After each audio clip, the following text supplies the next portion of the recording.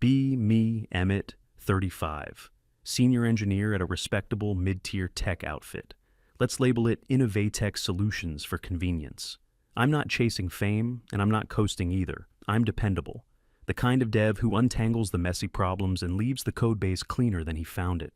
Been around long enough to remember 3 major restructures and at least 5 new mission statements.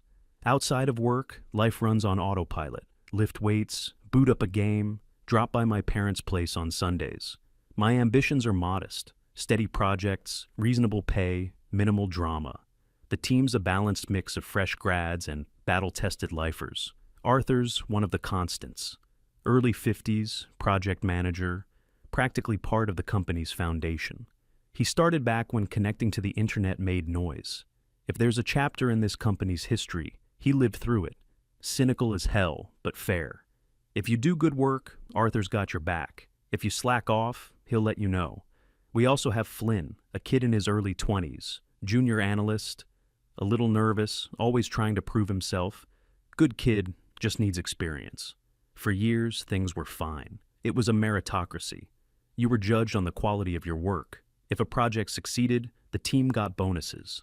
If it failed, we all looked at what went wrong. Simple. Then, a few months back, the company hired a new HR executive. Her name was Eleonora. We all got the company-wide email with her picture and bio. Looked like she was fresh out of some expensive school. Mid-30s, maybe. The bio was a word salad of corporate buzzwords.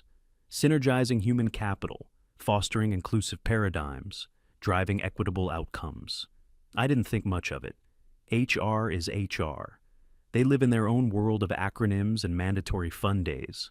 My first real encounter with her was at the next all-hands meeting. She gets up on stage after the CEO gives the boring quarterly numbers. She's got this intense, almost evangelical look in her eyes. Starts talking about her vision for the company, not about profit or innovation or product. It was all about social change. She said Innovatech had a moral imperative to deconstruct the systemic biases inherent in the tech industry. I look over at Arthur. He's staring at the ceiling like he's praying for a meteor to strike the building. Eleonora goes on about how the company isn't diverse enough, how there's an overrepresentation of certain demographics in leadership and technical roles. She never says too many men, but everyone knew what she meant. The air in the auditorium got real thick. A few women in the marketing department were nodding enthusiastically. Most of the engineers, me included, just sat there, trying to figure out if this would mean more paperwork. The first change was small, mandatory workshops. An email went out. Unconscious bias training, attendance required. We all had to file into a conference room for a 4-hour session.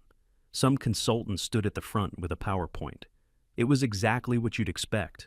We were told that as men in tech, we were swimming in a sea of privilege we couldn't even see, that our very presence could be a microaggression to others. We had to do these awkward role-playing exercises. Flynn got picked to act out a scenario where he talks over a female colleague in a meeting. The kid was so flustered he could barely speak. The consultant kept saying things like, "Notice the impulse to dominate the conversation?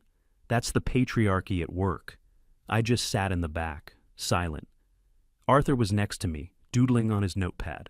I glanced over. He was drawing a perfect schematic of a trebuchet. After the workshop, things started to feel different. Eleanor's HR department expanded. They hired a director of equity and belonging. New posters went up in the hallways. Stock photos of diverse groups smiling, with slogans like, "Equity is our strength." Emails started coming out with reminders about using inclusive language. You couldn't say guys anymore if a woman was present. It had to be folks or team. It was all minor stuff, but it was constant. A low-level hum of ideological pressure. Then the rumors of restructuring started. The company had missed its quarterly targets. Wall Street wasn't happy. The C-suite announced that they needed to trim the fat. Layoffs were coming. A feeling of dread settled over the office. Everyone was on edge. Who would get the axe? Normally, it was based on performance. Low performers and people on failing projects would be the first to go. But Eleonora was in charge of the process. She sent out a memo explaining that the layoffs would be handled through an equitable lens.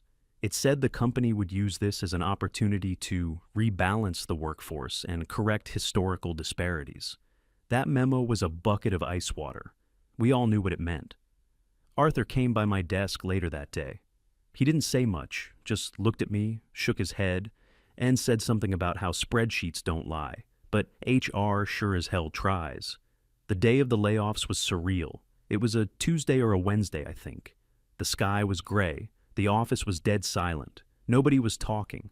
You could just hear the clicking of keyboards. Then the calendar invites started appearing.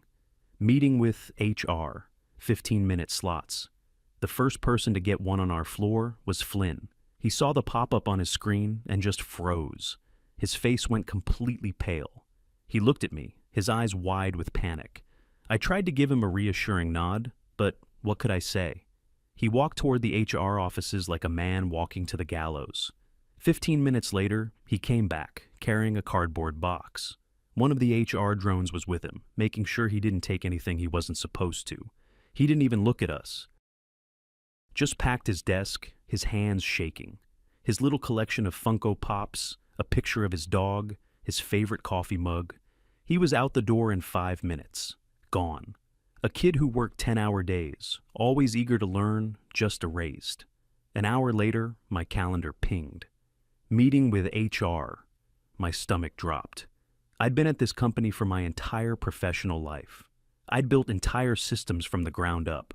I closed my laptop, stood up, and made the same walk Flynn did.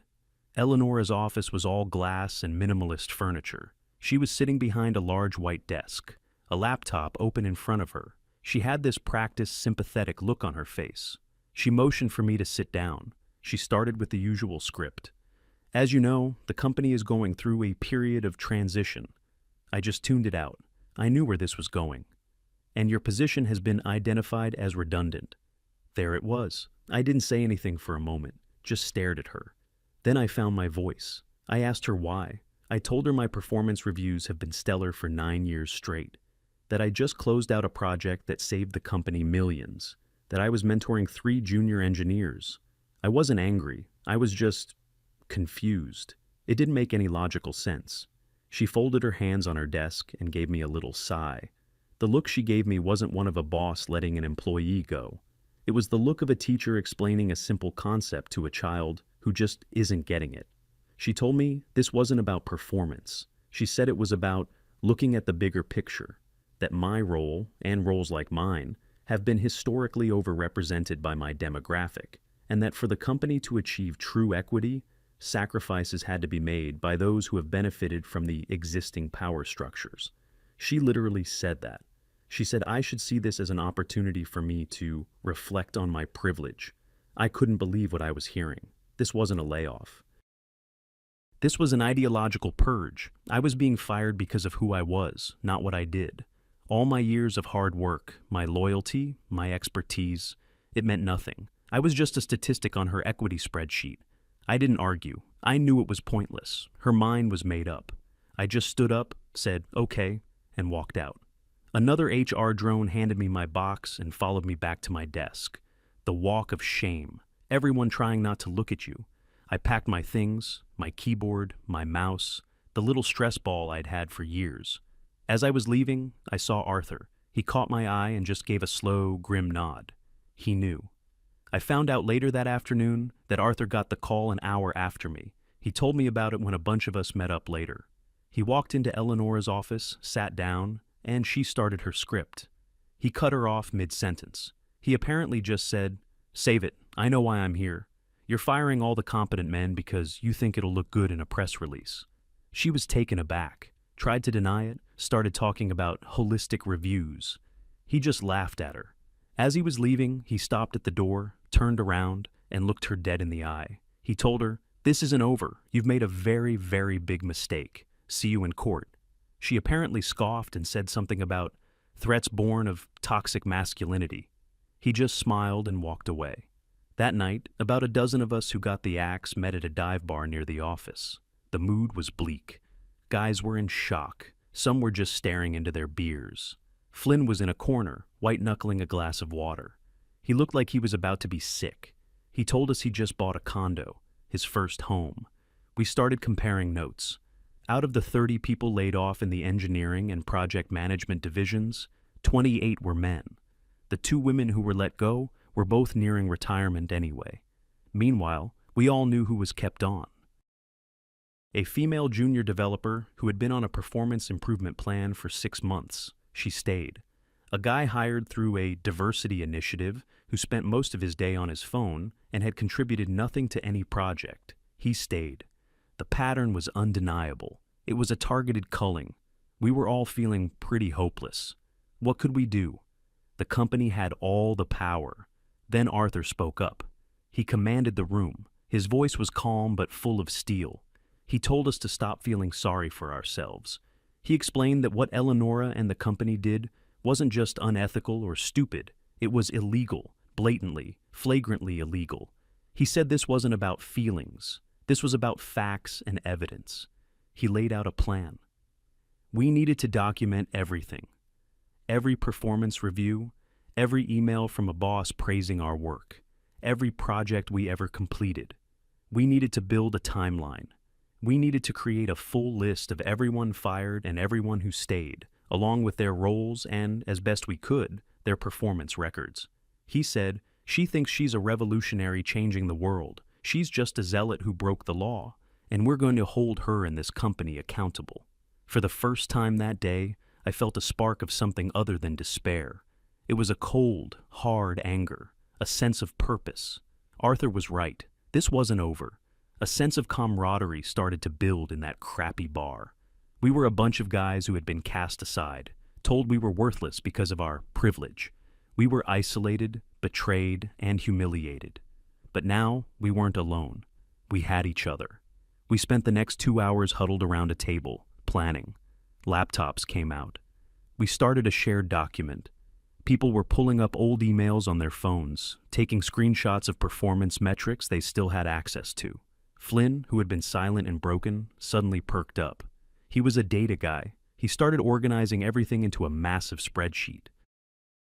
The names, the dates, the job titles, the departmental demographics before and after the layoffs. The numbers were damning. The engineering department went from 70% male to nearly 50-50 in a single afternoon. All of the top-performing male leads were gone. All of them. It was a statistical impossibility for this to be random or based on performance. It was a purge, and we had the proof. By the end of the night, we had a plan. We would pool our money. We would find the most ruthless employment lawyer in the city. We would file a class action lawsuit for wrongful termination and gender discrimination. We weren't just going to ask for our jobs back.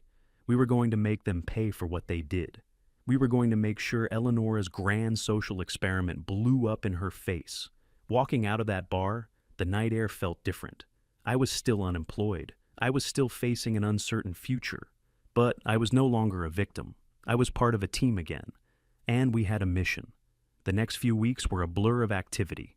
We found a lawyer, a sharp, no-nonsense guy in his 60s who had been suing corporations for 40 years. We all met him in his stuffy, book-lined office. We laid out our case. We showed him the spreadsheet Flynn had created. The lawyer listened intently, not saying a word, just occasionally nodding. When we finished, he leaned back in his chair, and a slow grin spread across his face. He looked at us and said, "Gentlemen, in my 40 years of practice, I have rarely seen a case this beautifully obvious." He told us the company's HR department had handed us a multi-million-dollar win on a silver platter. Their arrogance, he explained, was their undoing. They were so convinced of their own moral righteousness that they didn't even bother to hide what they were doing. He agreed to take the case on contingency. He knew it was a slam dunk. The work was just beginning.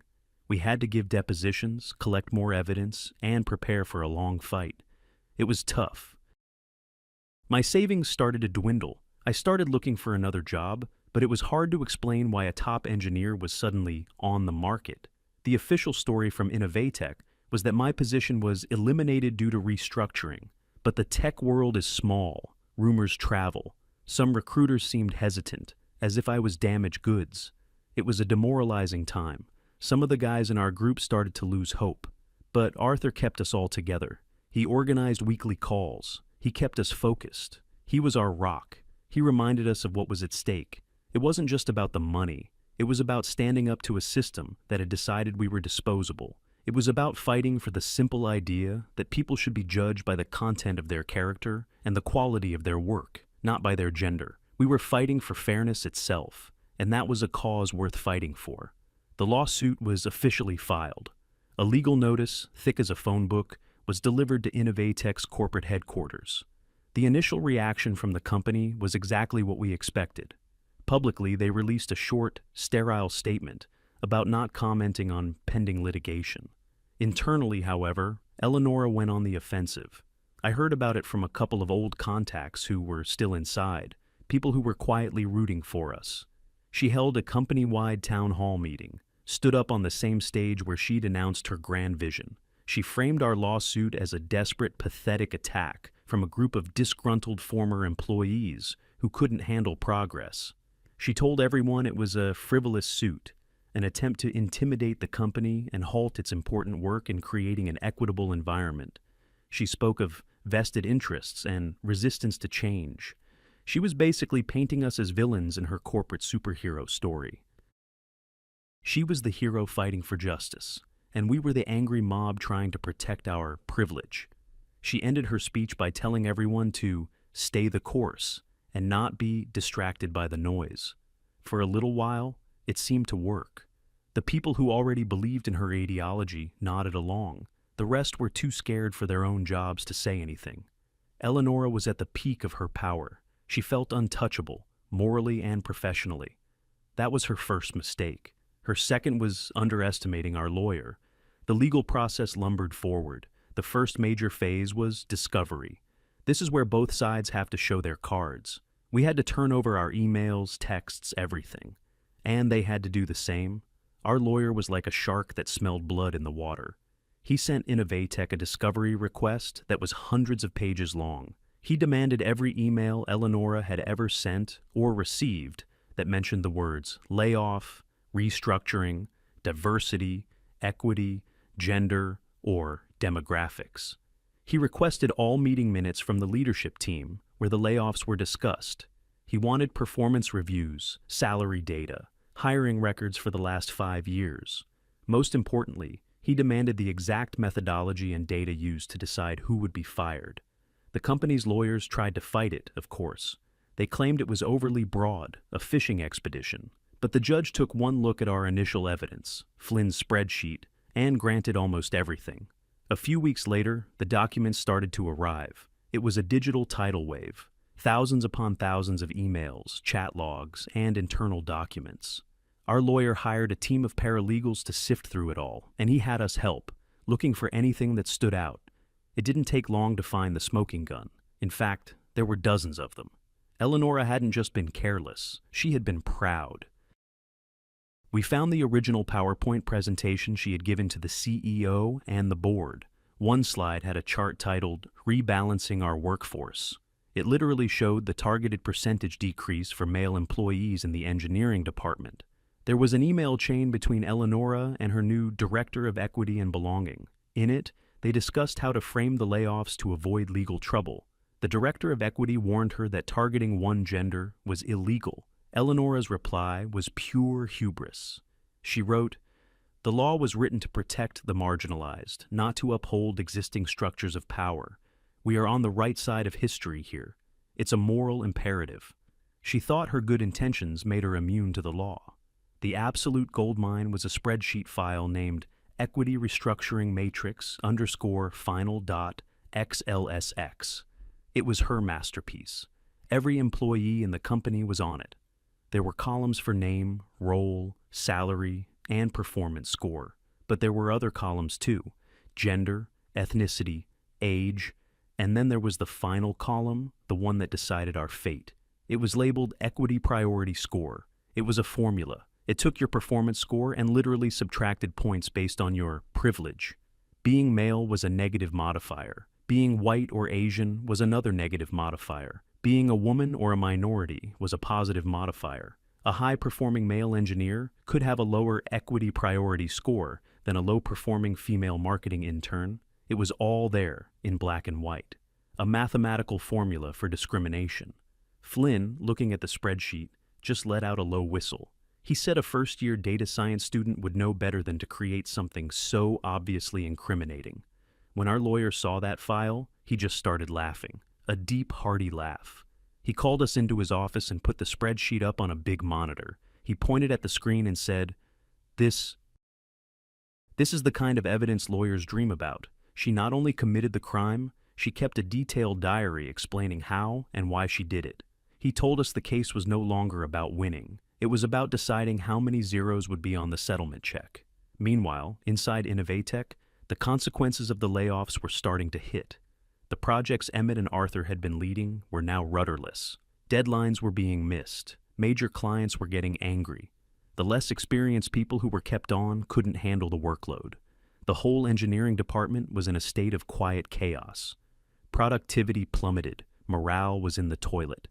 The remaining male employees were terrified. They kept their heads down, did the bare minimum, and polished their resumes at night. The company was starting to bleed talent, money, and its reputation. The board of directors, who had initially approved Eleonora's plan in a haze of corporate virtue signaling, were starting to get nervous. Their own lawyers finally got through to them. They presented the same evidence we had, the emails, the spreadsheet. They explained the catastrophic legal exposure. They weren't talking about a small settlement. They were talking about a massive, headline-making verdict that could permanently damage the company. The board's vague, feel-good support for equity evaporated the instant it collided with the cold, hard reality of a 9-figure liability. They called an emergency board meeting. Eleonora was summoned. I got the whole story later from a source inside the C-suite. It was brutal. She walked into the boardroom with her usual air of supreme confidence. She probably thought they were going to praise her for her bold leadership. She had a presentation ready on her tablet about the long-term brand benefits of her strategy. She never even got to turn it on. The chairman of the board, a quiet, ruthless old man who had built his fortune in manufacturing, didn't ask her to sit down. He was standing at the head of the table, looking at a stack of papers. He started speaking in a low, flat voice. He didn't talk about diversity or inclusion. He talked about numbers. He started with Arthur. He asked Eleonora if she knew who Arthur was. She said, of course, he was a senior project manager. The chairman informed her that Arthur was the only person who had a relationship with their biggest client, a multi-billion-dollar conglomerate, and that client was now threatening to pull their contract because 3 major project deadlines had been missed since Arthur's departure. The potential loss was over $100 million. He then moved on to me, Emmett. He said, "You fired your lead security engineer, the man who designed our entire data protection architecture." He asked her if she had any idea how much it would cost to hire a replacement with my level of expertise, assuming they could even find one. He told her a rival firm had already started trying to poach our top developers, and morale was so low that they were listening. Eleonora started to stammer. She tried to pivot back to her talking points. She started talking about the importance of disrupting the status quo and building a workforce for the future. Another board member, the CFO, cut her off. He held up a single piece of paper. It was the projected legal fees and settlement cost for our lawsuit. He said, "Your workforce for the future is going to cost this company an estimated $50 million in legal damages. That's a low-end estimate." He asked her to point to the line item in her budget that accounted for that. She was visibly faltering now. Her confidence was cracking. She made one last, desperate attempt. She fell back on her ultimate defense. She told them the lawsuit was nothing more than the lashing out of toxic masculinity. She said this was the predictable backlash that all true progressives face when they challenge the patriarchy. She basically accused the board of being cowards if they backed down. The chairman of the board just stared at her. His expression didn't change. He let the silence hang in the air for a few long seconds. Then he said, "We are not a social justice organization, Eleonora. We are a publicly traded company with a fiduciary duty to our shareholders. You were hired to manage human resources. Instead, you have exposed this company to catastrophic financial and operational risk. You are not a visionary. You are a liability." He paused again, then delivered the final blow. "Your employment at Innovatech is terminated, effective immediately. Pack your personal belongings. Security will escort you from the building." She just stood there, completely stunned. Her mouth was slightly open, the color drained from her face. In that moment, all the arrogance, all the self-righteousness was gone. All that was left was raw, unfiltered panic. She finally understood. The system she thought she commanded didn't care about her ideals. It only cared about profit and loss. And she was now firmly in the loss column. The story of her exit became a legend at the company. 2 large security guards met her at the boardroom door.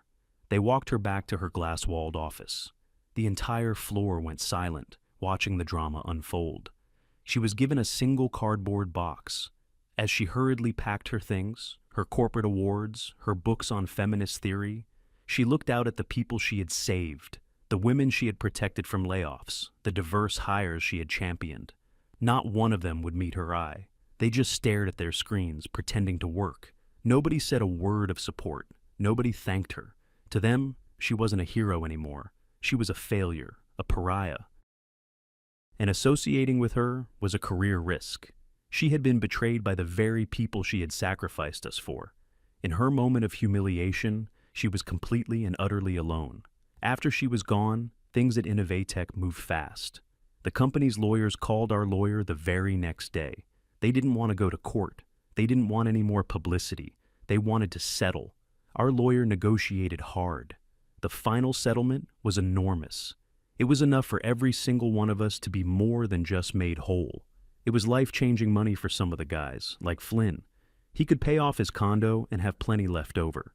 The company also had to issue a formal public apology, though it was written in vague corporate speak that didn't admit guilt directly. But we didn't care. We had won. The victory was sweet, but what came next was even better. Arthur and I took our share of the settlement and decided to start our own business, a small, specialized IT consulting firm. We hired a few of the other guys who were laid off with us. Our business model was simple. We had one core value: competence. We didn't care about anyone's demographics. We cared if they could do the job. Our reputation preceded us. Because we were the guys Innovatech had stupidly fired, clients knew we were good. Our first big client? It was the multi-billion-dollar conglomerate that was about to leave Innovatech. Arthur called his old contact there, and they signed with us within a week. We started poaching Innovatech's best talent. The people who were left behind in the wreckage, who were sick of the ideological nonsense. Within a year, our little company was thriving. We were doing the work we loved, with people we respected. We had built our own table instead of begging for a seat at theirs. As for Eleonora, her fate was the perfect punchline to the whole sorry joke. Her name was radioactive. The story of the Innovatech lawsuit and her equity restructuring matrix had spread through the HR and tech communities. No sane company would touch her. I looked her up on LinkedIn once, maybe 6 or 8 months after she was fired. Her profile was a monument to self-delusion. Her headline was Transformational HR Leader, Champion of Equity, Building Inclusive Cultures. She was trying to rebrand herself as a freelance consultant, but her posts had 0 engagement, just a sad void. The last I heard, she was giving a free webinar on YouTube about surviving corporate misogyny. It had 17 viewers. She, who had judged and dismissed us based on our immutable characteristics, was now being judged by the consequences of her own actions. She wanted to dismantle what she saw as an unfair system. In the end, the only career she dismantled was her own. She had wielded equity as a weapon, and it had backfired spectacularly, leaving her with nothing. And us? We were doing just fine. We learned a hard lesson. In a world that's gone crazy, sometimes the best thing you can do is build your own little corner of sanity, based on merit and mutual respect. It turns out that's a pretty good business model.